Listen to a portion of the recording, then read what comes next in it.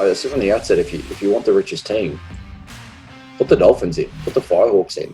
But if you want to grow and reach as many people as possible, there's only one way you can go.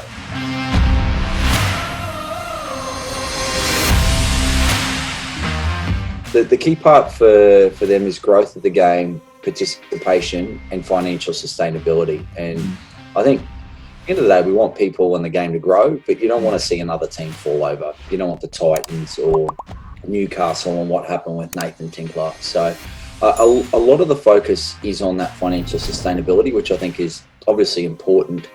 But what we really showcased was, what does it look like for rugby league in the next 30 years? Let's not just look at the short term, 5-year focus. How do we grow and compete, particularly with other sports, but also like the world's changing so quickly. What does it look like for young people to want to be involved in the game? And that was something I'm quite passionate about, and I think we communicated it reasonably well. My biggest concern, and none of this is confidential, the AFL Brisbane Lions have now passed 40,000 members for the first time. They're outranking the Broncos in crowds, they're outranking them in membership.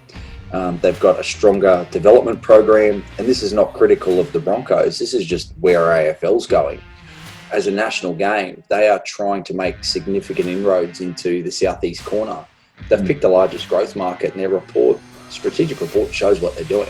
They've identified west of Brisbane, and this is why the Bombers, when we had our bid for 9.5 years competing against the Western Corridor bid, which was focused on Ipswich and West, we came together because we both knew what the benefit of the game was, and that's to grow at West. And for I guess anyone in Sydney, this is probably the best articulation I can come up with. Is right now we have the South Sydney Rabbitohs, and there's a bid from Manly, there's a bid from the Roosters, and there's a Penrith and Parramatta region.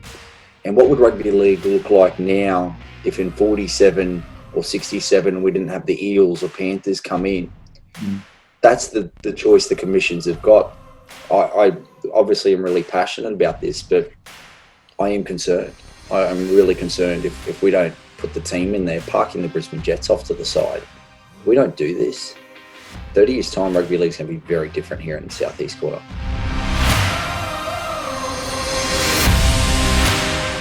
As been documented, we're not backed by a leagues club. The Firehawks have a $25 million bank guarantee, and the leagues club is owned by the rugby league club. So in terms of finances, they're extremely strong.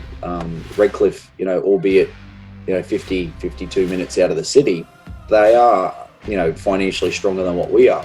We understand where our strengths lie. We think we're stronger in the combatant of the AFL. We think we're stronger in the growth and participation, and we're happy to admit they're stronger than us financially. But as I've always outlined, it's one thing to be financially successful immediately. It's what does the next 5-10 years look like? And I think if there's lessons to be learnt from having deep pockets like Nathan Tinkler involved, it's not so much what you start with, it's what you generate and keep and grow and reinvest into the game.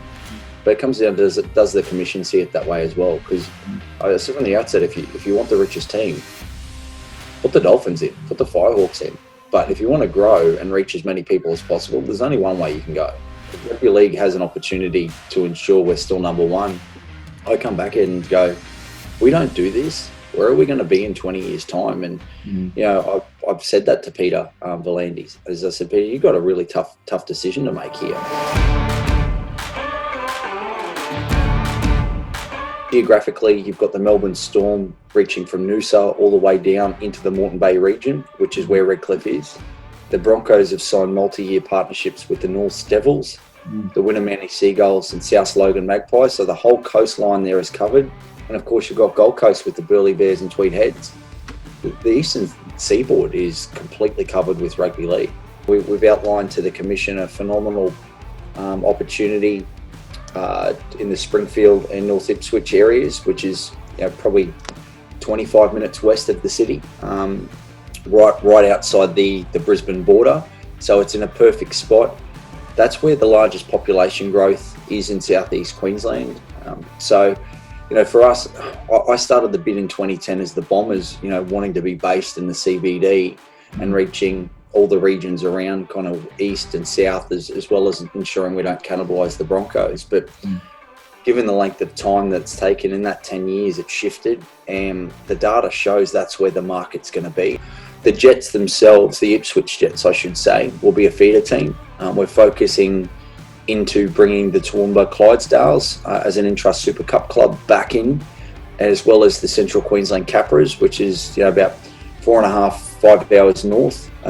It's the largest participation catchment in the state, and they currently don't have an NRL club affiliating with them, which is, again, a real concern. So this is, whoever wins this license has got a big job ahead. But coming back specifically to Ipswich, they would be one of our 3 feeder teams, and the primary for Intrust Super Queensland Cup into the NRL, and having young men and women with the opportunity to be part of the game without having to leave home, which at the moment they've only got 2 places they can go, and the Bronx and Titans can't look after everyone. At the end of the day, they do the best they can, and we can be critical of on-field performance, but you're limited to what you can do.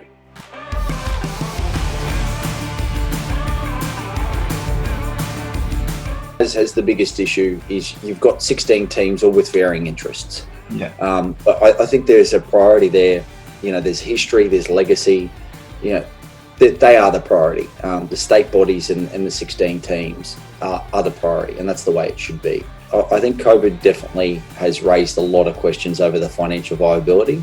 It will come down to what the broadcasters are prepared to pay.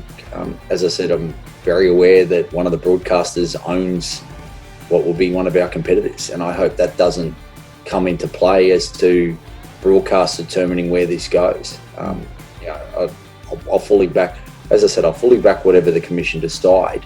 But if they're genuine on pathway growth, participation, viewership, attendance, there's only one way to go. And that's not to dismiss the other bids at all. But this is what we've spent over a decade doing. I think it's going to be very tough not to push it into the Western region, but it comes down to what's important. If what the broadcast wants, or the dollars are more important than anything, then you're going to have to go that way. Parking, what we've done over the last decade off to the side, I want to see a successful team. And I think, humbly, I want what's best for the game, and that's why I've spent so much of my own time and money on this, because I believe we can provide solutions.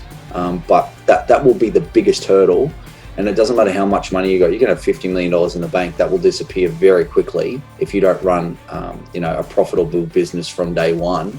And we've seen that with that Leagues Club model with respect to some of the Sydney clubs that have multiple Leagues Clubs.